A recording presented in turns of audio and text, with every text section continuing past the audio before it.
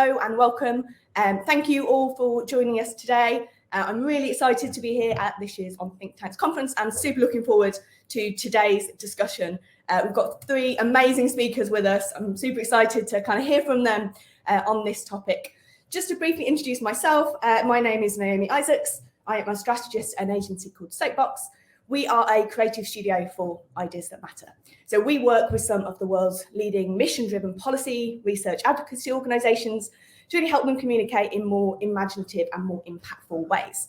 This includes working on a range of things from website design and development, to branding, to publication design, to animation, working with clients including the likes of Chatham House, the Institute for Physical Studies, the World Resources Institute, Afrobarometer, the United Nations and the Centre for Global Development.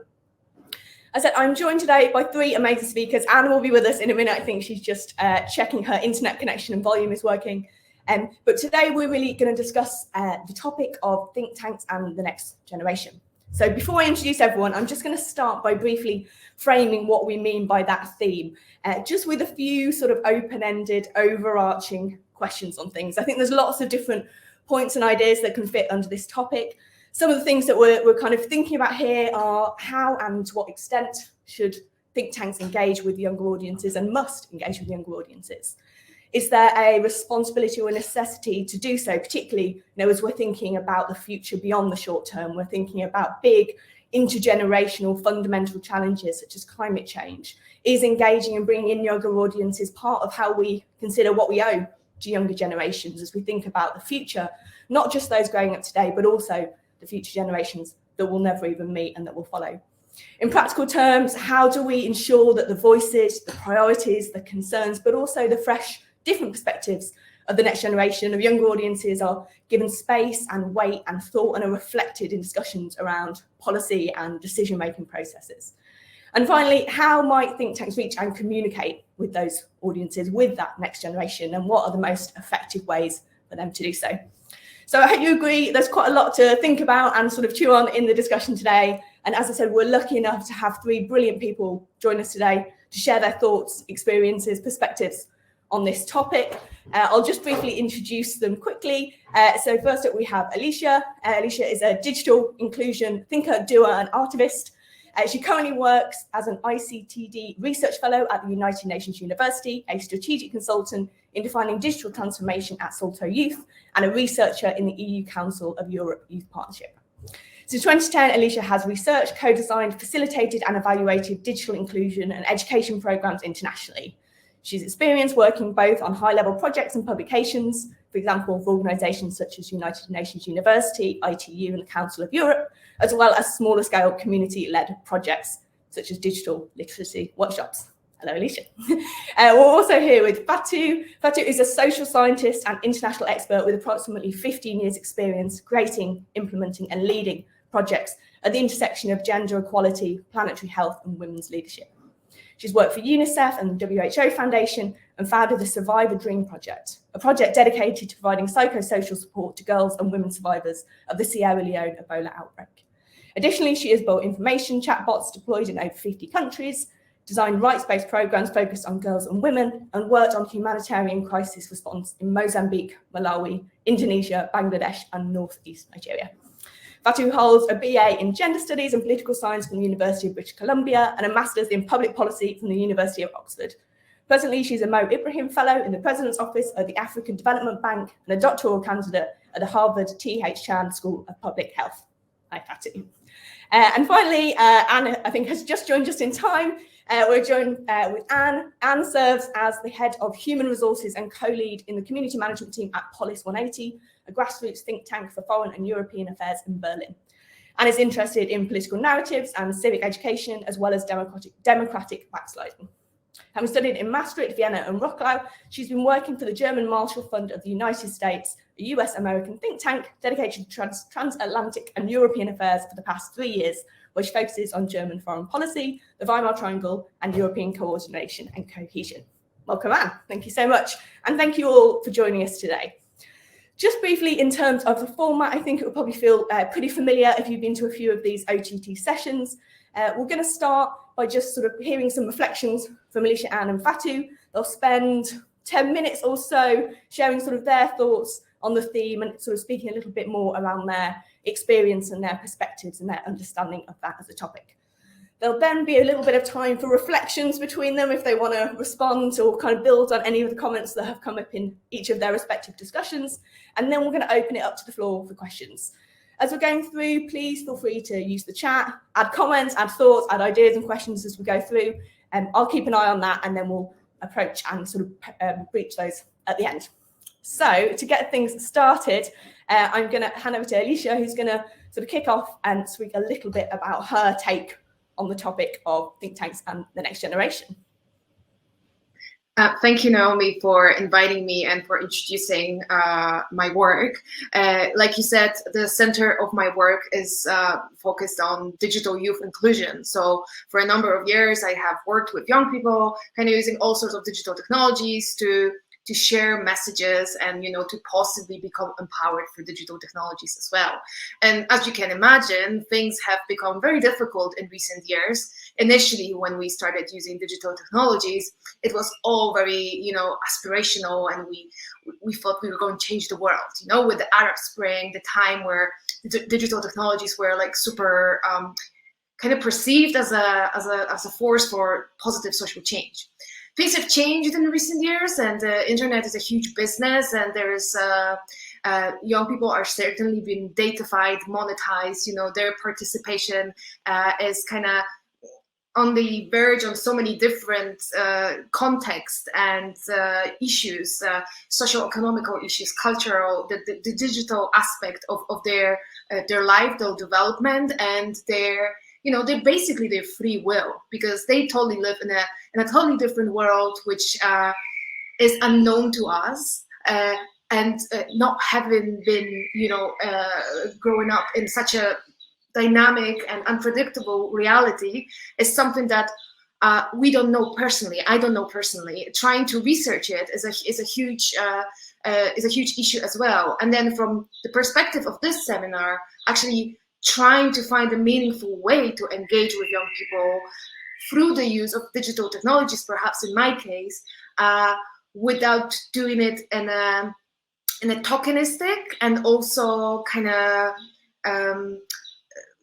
this, you know, kind of decorative manner, because there is a lot of projects that are all about giving young people voices, and these voices are, you know, online, and but very often we don't consider all the different narratives that you know, we invite young people into these digital spaces, and then there is a huge issue related to, you know, their privacy. Are they informed? Are they aware of what's going on with the information that they share? Sometimes we don't know that. So I'm not saying that we should find the right way to do it, but being aware of all of these complex dynamics is incredibly important. So the intersectional factors of one's digital inclusion. So, you know, Fatou has just mentioned her work on girls and women, and at the United Nations, I worked on a study focusing on girls' digital inclusion. And from the research that I've done, I've learned that, you know, it's just not necessarily only about giving someone a source of Wi-Fi or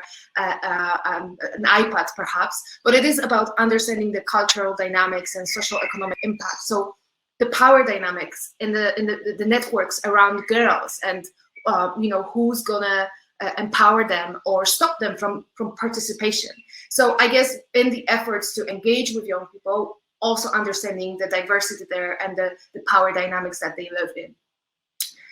One of the things that I do with my research and the work is this idea of non-formal education and digital youth. It's called digital youth work. And so through digital youth work, it's essentially using digital technologies in the context of non-formal education or discussing digital technologies.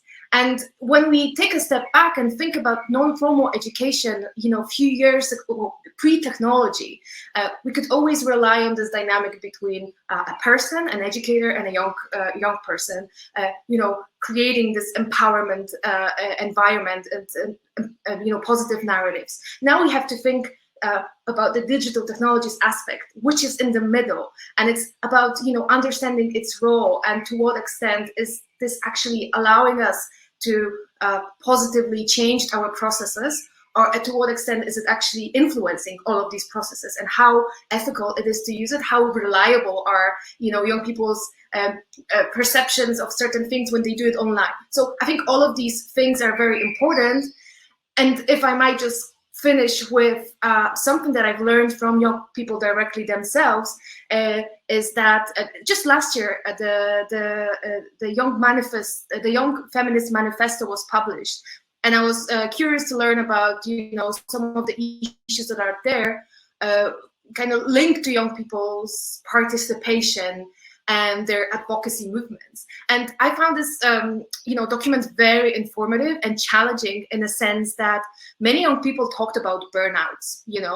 They are in this digital networked community where you are expected to be available 24/7. There is often an assumption that if young people are volunteering online or engaging online, it has no cost.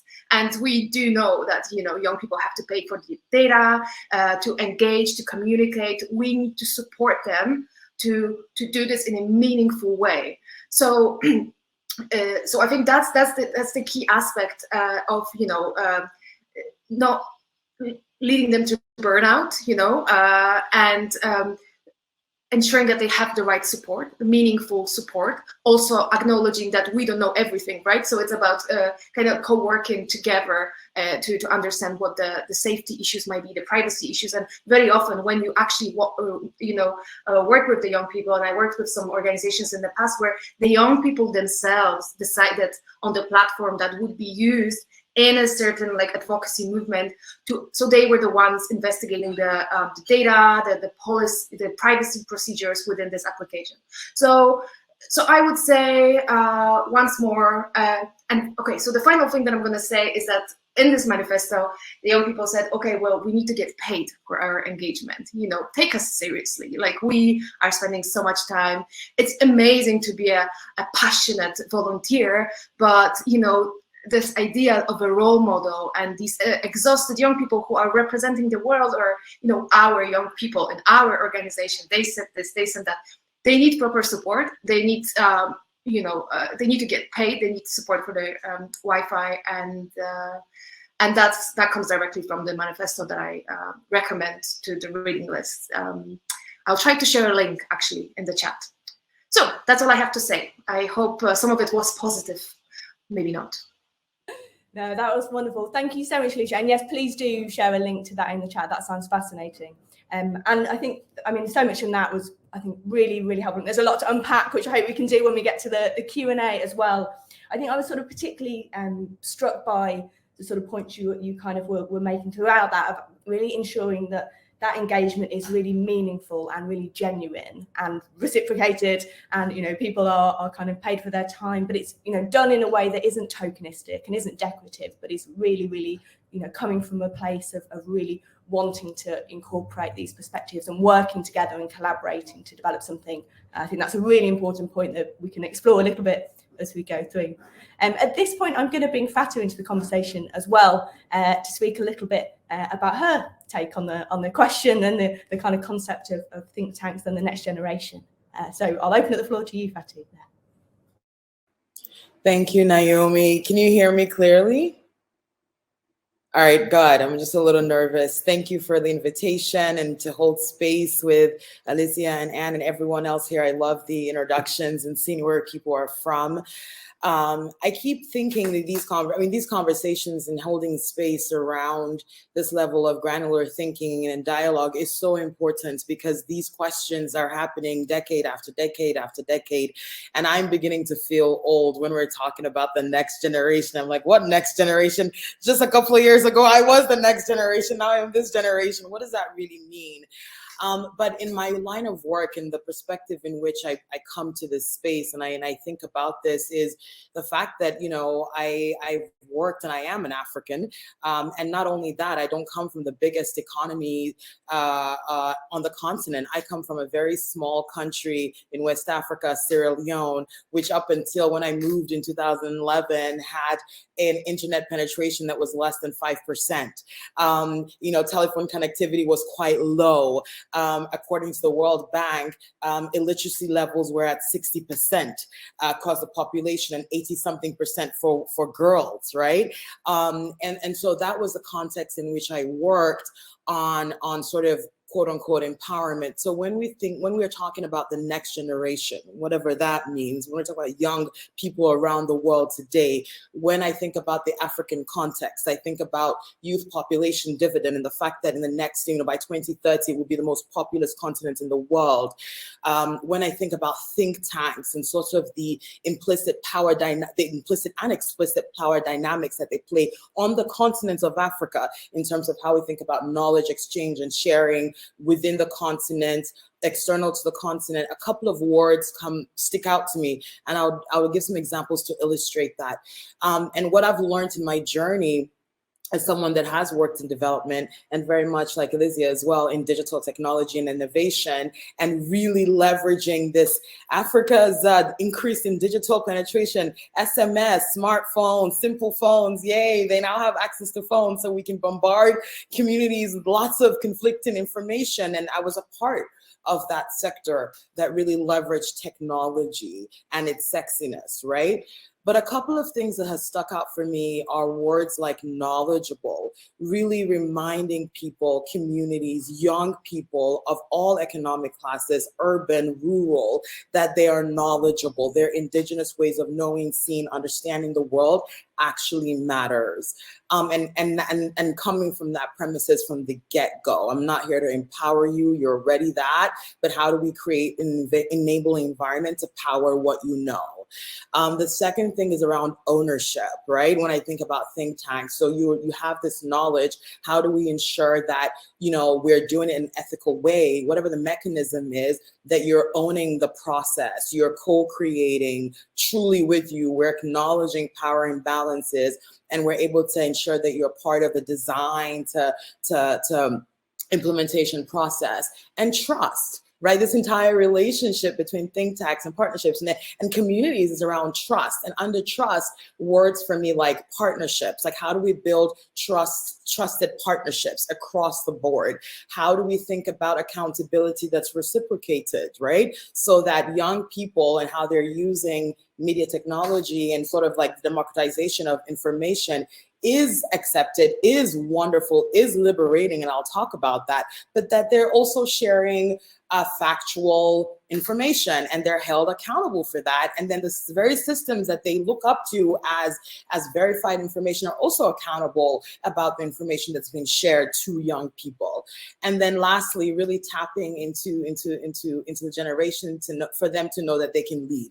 They're agents of change. They're knowledgeable people. They own the tools. They're trusted partners in this process to be able to lead their own knowledge and what they know. So just a quick example in terms of this kind of work. When I was in Sierra Leone, I worked for, DFID constantly changes its name, like it's FCO now, but at the time, the UK Aid, for those of you, version of USAID, biggest development agency, had this program on maternal newborn health, right? And we as Africans, the consortium of experts and policy makers and thinkers and et cetera, were tasked with being able to shift the narrative from one of fatalism, right? Like you're fated to die when you give birth, to one of hope and agency. And we did that for a couple of years. And then I wanted to, in my role, tap into young people. I wanted to co-create with them. I wanted to hear their voices for research purposes, to be fair, and to be able to influence policy, but also to get them activated within the processes of also ensuring that their peripheral health clinics were safe. And so we went and did a whole design campaign in London with one of the best advocacy firms. I mean, the digital design was really great. It was abstract. It was colorful. I'm sitting with my team in London designing this whole program as the expert Sierra Leonean voice. I go back and I did a small study group with young people, and they were like, we don't even understand what this poster is, right? It's not just digital literacy, it was visual literacy. There was a complete disconnect. How are you supposed to understand us when we can't even understand what you're asking for? And so we tore that entire campaign up, went right back to community. And when I mean community, every single slum urban community, there was someone there, there were groups sitting with us, and we came up with a poster, we came up with messaging, we came up with language that worked for them. That small pilot group went from 50 to 1,000 young people in 90 days because it was theirs. And they wanted to share the information. They trusted that through SMS technology, they could talk about what was happening in their communities, and it would go straight to the Minister to the Ministry of Health. Anyway, so to wrap that up, you see that was about 9 years ago, and today I see some of these faces, and they're the same young agents of change that are using TikTok because we see an increase in internet penetration. It's cheaper in my country. Young people are using it as a way to gain revenue, as was spoken before. And once again, they are a privileged set of people, right? And so in all of that, you can see that evolution, and it's exciting, and it takes me back to you're knowledgeable, you can own this space. We trust to be in partnership with you. We must have reciprocity and accountability is incredibly important as well, because you are leaders in your community, and that you can really lead and be agents of change. So I'll stop here and happy to circle back.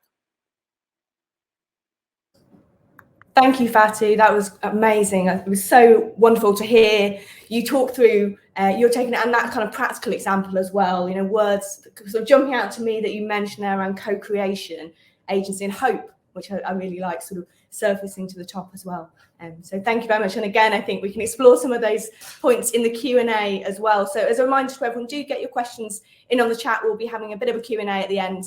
So do drop things in there as we go through. And at this point, I'm now going to turn to Anne, who is going to jump in and again sort of share her take on the question. So Anne, over to you next. Thank you very much, Naomi, and thank you again for the kind introduction and invitation among these two star panelists as well. And apologies for having the connection issues. Once again, a good illustration of German digital infrastructure and how much we can still learn from other countries. Fingers crossed for that. I will try to be brief because I don't think there's that much that I can add to Alicia's and Fatou's comments, but maybe where I can piggyback on Fatou is this notion of expertise, and maybe we need to reassess our think tanks. So no, let's start from the bigger picture. I think think tanks have this amazing, unique position at this intersection of, you know, policy practitioners, civil society interests, and academia, and that's a competitive advantage compared to, you know, media corporations, etc. Although they are sort of moving into the sphere as well. But if think tankers who sort of, you know, do research, but also have amazing convening power in bringing the right kind of people at the table and offering a safe space to discuss. If think tanks claim that they want to convene all stakeholders, then they need to bring in youth, because youth is affected by policy decisions. And I mean, for quite some time, at least in Europe, from where I can speak of, there has been the sense of, oh, there's older people deciding on the future of younger people, and that is quite frustrating for young people. And we do see that in, you know, youth movements that, yeah, people are taking to the streets and marching, and that's incredibly inspiring. And here I can only second what Fatou says. I think the motivation of young people is amazing because they're not being paid for any of that work that they're doing. So I would like to second Alicia's point on that. And I think that's something that think tanks need to consider. Now, as you said, I work full time for a think tank that sort of works in a very traditional way. But then I volunteer for a grassroots think tank, Polis 180, where we sort of have a very low threshold and we're non-hierarchical in a way. Everyone can contribute. And that has been super refreshing for me to see, you know, there shouldn't be such a high, like a high threshold to enter into politics. And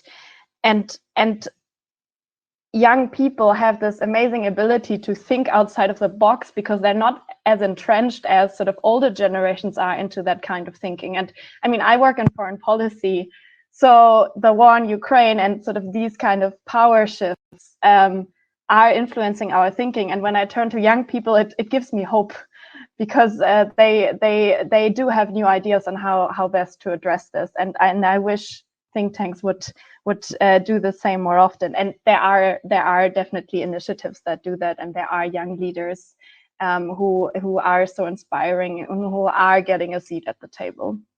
And I think, you know, in the bigger sense, there are so many big comprehensive challenges coming our way in this time of, you know, immense economic, political challenges, social challenges, technological challenges, as Alicia and Fatou have outlined. And so you definitely need expertise, but maybe in a more cross-cutting manner, and not just, so this interdisciplinary element will be very important moving forward. And I think that's where youth can bring a huge added benefit. And maybe one last remark on communication, because I think, Fatou, you made a very, very good point that language is important. I once learned in the training that my audience, as a think tanker, I should talk like I was talking to an intelligent 14-year-old, so that people can actually understand what I want to convey. And maybe sometimes it's not necessarily that policies need to change, but maybe that communications need to change, so that people can understand what you want what you want them to know. And what follows from this is that if we as think tankers or activists or lobbyists for change, if we want political innovation, it's not just about, you know, creating new ideas, it's about innovation as an implementation of ideas. And in order to implement ideas, you need policymakers to understand that there's public demand for change. So you need resonance, and that's where youth also comes in, I think, to, you know, to generate that momentum on it. And obviously that also opens up a whole new box of, should think tankers be doing advocacy? So I'll stop here, and I'm very much looking forward to the exchange. Thank you so much.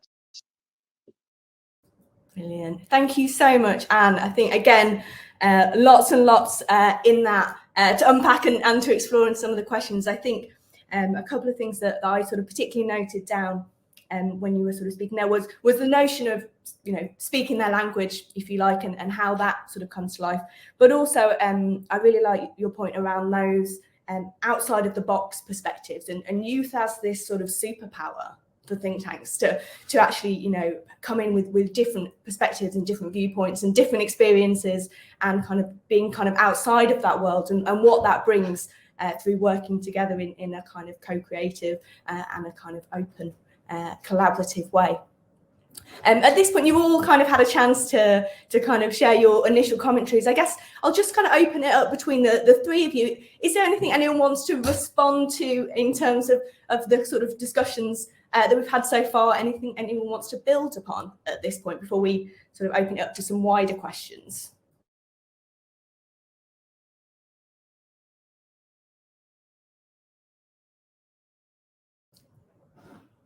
Okay. All right. Well, in this case, I think I will get us started with a few questions of my own. And as I said, please do drop any questions in the chat, and we'll make sure we pick up on some of those as well.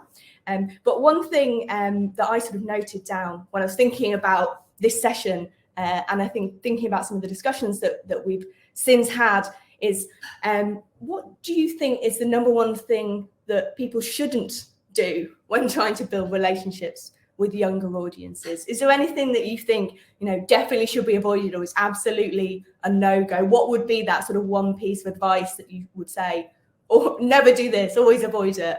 I'll sort of open it up. Who wants to kind of, I don't want to pick on anyone to get us started, but perhaps Anne, you put your hand up there. So do you want to get us started, and then I'll let others come in there? I think that's a question. One said to be transparent about the process and what impact there will have on the out product. because sometimes it's just a bit paying lip service, and that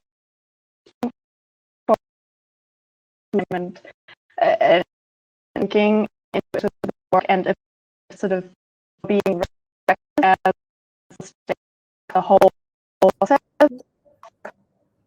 Sorry to interrupt, Anne. I think we're losing your audio a little bit. John, do you want to just check, while you double check that, shall I, Alicia or Fatih, do you want to kind of come in on that question as well? Sure, I'm happy to go ahead.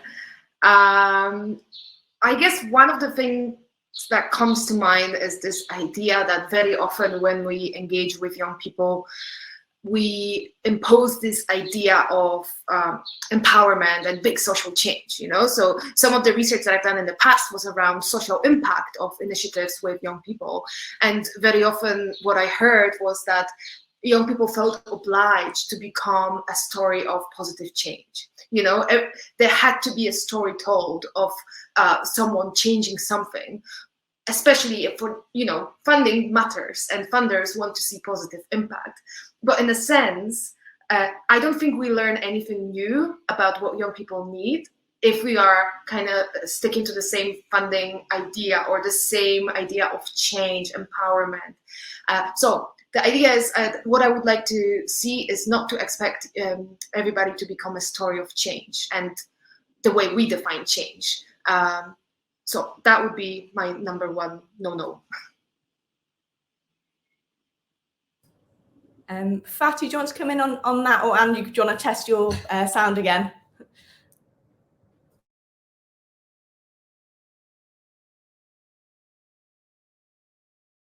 And go for it. No, I'm good. I was just hoping your mic works.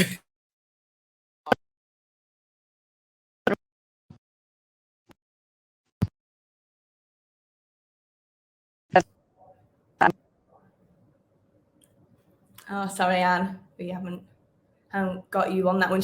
You just give it a moment to try again, and in the meantime, I might dive into the chat and pull up a few of those questions we've had in there. I'll start off. We've had a question from Keith here, which is, he's asked, what is the frontier on communicating with youth to deliver policy messages / information? TikTok, Instagram, how to distill complex information into quick sound bites. Who wants to sort of start? Well, Anne's gone to check her internet connection. Who wants to start off with that question? What's the kind of frontier on communicating with youth on sort of various policy messages or communicating with them about information? Fatih, you touched a little bit on this in your piece as well. Perhaps you want to sort of get us started there.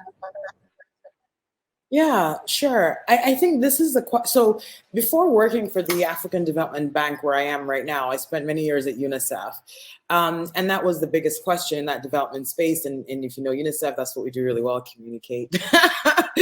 and I think the question all the time for me is, the answer to that question is that we just have to become dynamic.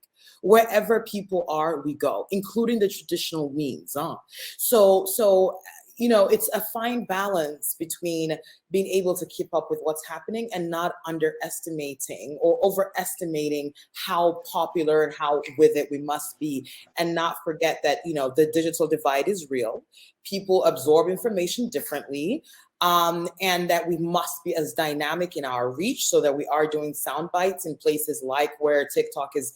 You're seeing big organizations today taking TikTok by storm, using Snapchat, using Instagram really well. I see it with especially with development multilateral agencies, using LinkedIn as well. Of course, Facebook has been growing over the last 10 years.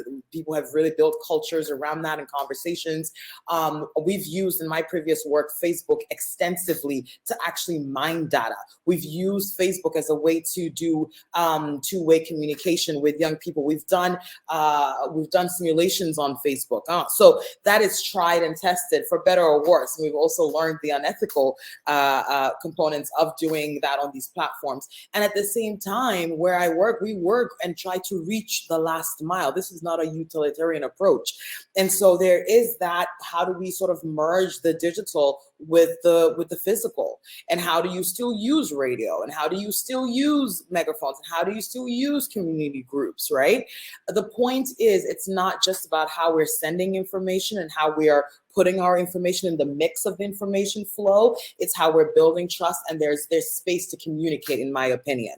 And so I'm like, are we dynamic? Are we truthful in how we're being dynamic? And I hope we're not using the top-bottom approach, which usually is, we're think tanks, we're institutions, we hold the sole truths, because there's pushback, right? Everyone now feels like they're knowledgeable, but we're entering the space to say this is an ecosystem of information, and we want to be able to be truth tellers, dynamic, open, conversational in whatever space we find ourselves, in the virtual and in the physical, and that there is some bridging of both. And that's what I try to do in my work.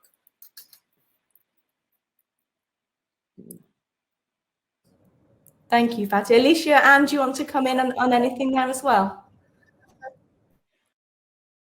Yes, I think this is a very important question, and I don't think there's an answer to it, because as Fatou has said, it constantly changes, where young people are at, how they engage with different media. So I would say working with young people to get that established would be amazing. But on the other hand, there are lots of free internships for young people to become social media experts. So it's like tapping on their expertise, but do it in an ethical way. And I think there are some, apart from the bigger picture of Instagram, I don't know, from the people that I worked with, the young people don't use Facebook anymore because that's where their parents are. So they go into other spaces like Instagram, I guess Instagram, TikTok. I'm sure there's some other ones that I'm not aware of, and I think that's what we need to collaborate with young people who perhaps could also collaborate with communication professionals to actually do it both youth-centered, but in a professional manner. So I'm not just saying that we should throw a young person at it and expect them to get it delivered, but finding some sort of meaningful collaboration. And then there's few interesting things like there's this idea of micro-influencer. So there was a report talking about how you've got the influencers in the youth sector, but you also got there's a rise in micro-influencers. So local young people becoming the influencer in their local area and actually, doing something meaningful on a smaller scale. So I think there's things like that I haven't investigated properly myself. But if we find a way to kind of get into these hidden places and narratives, then maybe we could do that without perhaps paying for ads and using algorithms to get to young people's private spaces, which is impossible probably, but. And Anne, anything on that from you? I don't know if you were here for the question, I'll just repeat it. If not, but there's a question from Keith who asked, what is the frontier on communicating with youth to deliver policy messages and information? So TikTok, Instagram, distilling complex information into quick sound bites. Do you want to try your audio, see if that works? Does it work now? Can you give me a thumbs up? Okay. Great. Thank you. I'm no social media expert on that. I think it's incredibly important. And I think it is really important to get the gist of your message. And I think that's where actually, social media is also can be very helpful in finding out, okay, what is it actually that we want to convey to the public? When it comes to interacting with young people in particular, I would say that the interactive element is incredibly important. So use polls, use Q&A sessions on sort of, Instagram lives, etc., to have a conversation with youth rather than, just putting your message out there and not even looking at the comment section. Brilliant. And I think, from all three of you there, again, I kind of heard themes coming through around interactivity and dynamism and trust and engagement, and all of those things being really vital to that sort of process of engagement and communication. And now we've got your sound, I'm going to sort of circle back to your no-go, perhaps. You can sort of talk through what your sort of responses to that, what to avoid type question for think tanks. I'm interested to get your take on that as well. Yes, and apologies again. My no-go would be being intransparent about the process, because sometimes, youth are sort of invited as placeholders, or it's a bit more, paying lip service to them and not taking their views and perspectives actually seriously. So if you cannot offer that, then I would suggest you are transparent about that as well. Thank you, Anne. I'm going to dip back into the chat and pick up on a few other questions as well. Between you, do flag anything you spot that you want to kind of respond to. I'm going to sort of draw on this question from Pat, which is very interesting. So he's asked, he'd love to hear the panel's thoughts on whether the concept of truth and evidence is shifting and how the next generation thinks about the policy-making process itself and their role in it. I don't know who wants to kind of get us started with that one. Has anyone got any thoughts on that question? And I know it's a big one. Alicia, do you want to get us started? Wonderful, thank you. Yeah, I think it's really interesting to kind of look at the context of disinformation and misinformation and how there has been evidence around, groups of, well, perhaps young people who are digitally excluded, who perhaps have,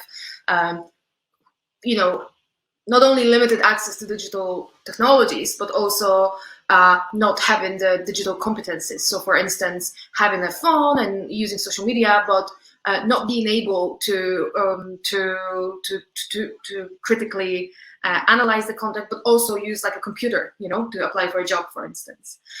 So I think there is a way of kind of, I think we are not prepared for all of these issues, and we do have, fact checkers and, and all of that. But to me, it feels like it's redefining the whole idea of how we educate young people, So it isn't just about giving them like a list of things that need to get done. And someone also kind of asked, I think it was Andrea or someone there asked about the role of older people. How do we kind of connect the two? And I think it's the idea that we had on the teacher being the expert in everything and having the answers and knowing how things are. I mean, this is where we not only have to rethink that, but also it's clear that the experts are no longer up there to provide the right information. If they do, they can be dismissed as they have been during the pandemic and other events. So to me, it's taken a step back and actually, apart from having critical digital literacy at school and again, information literacy to be able to analyze information such as evidence and, I think it very often comes down to emotional literacy, and so we are at this, there's a global mental health crisis. Young people struggle with issues that are not known to the teachers because they are not allowed to kind of share things that they might have seen. And if it's misinformation, disinformation, they're not sure if it's true. Teachers don't know if it's true. I don't know if it's true. So I think it's finding a way to rethink how we educate the next generation and to what extent we consider adults as the experts. I mean, this is just like turning the whole thing on its head. But again, with disinformation and misinformation, there is no clear answer. But yeah, the trust is a big one. And I think emotional literacy, being curiosity, empathy, and kind of vulnerability, these are the aspects of which we have to emphasize in the future for the young people to be critically able to engage with digital technologies. I'm not sure if I'll ever get there, but as a researcher, I don't think I have the answers, or I'm able to check every website and say, oh, this is fake. It's impossible. Yeah, no, Alicia, I think those are just like super important points, and that's what you do. Like, you're in that space, and I'm always just like, I'm I'm always just curious in terms of people who are just so compassionate and just dealing with sort of the structural issues and the policy issues. And I think the craft of and the technical skills to be able to do this, and yet recognizing sort of the structural barriers. I say all of this because there are a couple of questions I want to answer in a train of thoughts. I'm not going to go off too far. And if I am, please hold me accountable. But I think Enrique's question is what, stuck with me, which was, does the next generation even want to join think tanks, or do they have a better way to participate in evidence-informed policy data debates? And someone built on that as well as you go down. And my response to some of these questions that have sort of come out, after Enrique's questions, really come from a specific perspective. And because youth, I can't paint youth in this generation in a brush. I'm speaking from my experience as an African working with young people on the continent. I think one thing that we found when I did a study around sub-Saharan Africa and trying to figure out how young people think about violence against girls, violence against women, what does that actually mean, and bringing philanthropists and philanthropy, bringing different actors together, policymakers, to really unpack these issues. One of the things that we discussed was sort of evidence generation, right? Like, which is tied to funding, right? Like, how do we think about evidence generation? Evidence is important. Evidence-based policy, evidence-based this. It's like the new thing to legitimize your voice. And that already is exclusive. It excludes small organizations. It excludes communities, right? Because it's very much, it's data sets, it's quantitative, it's not empirical enough, it's not storytelling enough, it's not dynamic enough. And one of the takeaways from that conversation was, and for me, it rings true to that question, is, to Enrique's question, is, it's not for me whether, young people want to join think tanks. It's whether, how inclusive do think tanks want to be? I mean, the point is, it's about generating evidence. It's a technical skill set that they're learning, right? And so for us as people who do evidence generation, where are we going to plug evidence points, data points? If it's social media, what type of metrics? How are we including that and justifying that within our broader data collection? And how do we formalize that so young people who are already in these spaces on Twitter, on this, on that, and are screaming, like Erica just wrote, their opinions, they're sharing it through video, they're sharing it through illustration, they're saying it every single day. We're taking that and saying, we hear you, and we're putting it within the structure. That's one, right? So how do we take our conventional institutions and make them and expand them? And so they're a lot more inclusive for the various expressions that are already ongoing. The second thing that I think would be really important, and I see it as a Sierra Leonean from a very small country, I'm very, very jealous of like Kenyans, right? And very jealous of like Nigerians and South Africans, because the world goes there. Everyone goes there. Everyone has a think tank there. Like, I went to Africa and I did something. It's always in Kenya, right? So they have a lot of expertise. No one comes to where I'm from. The point I'm trying to make is, I love like South African and Kenya Twitter, because you see young people there, they mobilize, they are intentional about holding leaders accountable. They bring media personalities, they bring policy issues on board, they unpack it, they hold people accountable. It's a skill set. So when you're thinking about intergenerational bridging, how do we make think tanks, for lack of better words, sexy and accessible to say, this is a training? You're already doing this on this platform. How do you sort of create a mentorship that really harnesses what is already being done? It's a skill set that it can learn within the institutions and the structures, and then, taken into and then brought into different spaces as well, depending on what the person wants to do. Once again, how do we flip that on its head? So that's some of my thinking that has been going on. It's really just, the information is out there. I just really want us to flip it a bit more within ourselves, but then also being able to have that reflected to this generation. If I may, and if you mean. Kind of hear you. Try Van. Okay. Well, we just quickly sort of end to what Faz said and to answer his question. Oh, sorry, Anne, we're losing you. Apologies to interrupt. But brilliant. Alicia and Fatu, thank you so much for kind of picking up on that question, as Pat said, and drawing in some of those other questions as well, Fatu. I think flipping that and the points you're making there around accessibility and inclusivity and expansive and really, turning that question around, I think is super, super important to this discussion and sort of thinking about the relationship between think tanks and that sort of next generation of things as well. I'm conscious we've got a couple of minutes left. I'm sorry we haven't made our way through all of the questions, but I do want to respect everyone's time on the call today. I think just to wrap up, hopefully we'll get Anne back as we kind of close things off.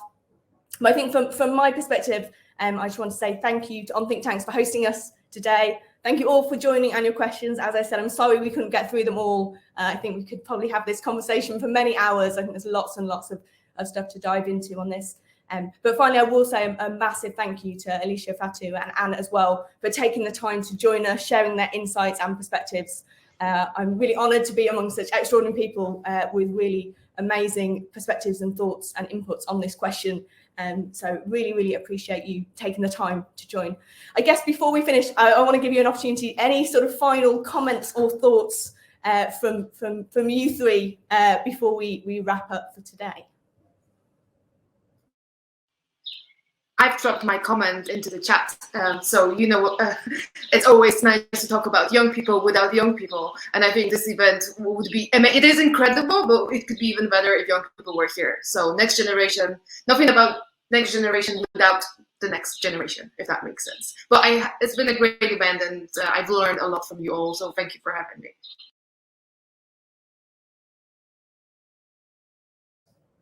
Fantastic. Okay, wonderful.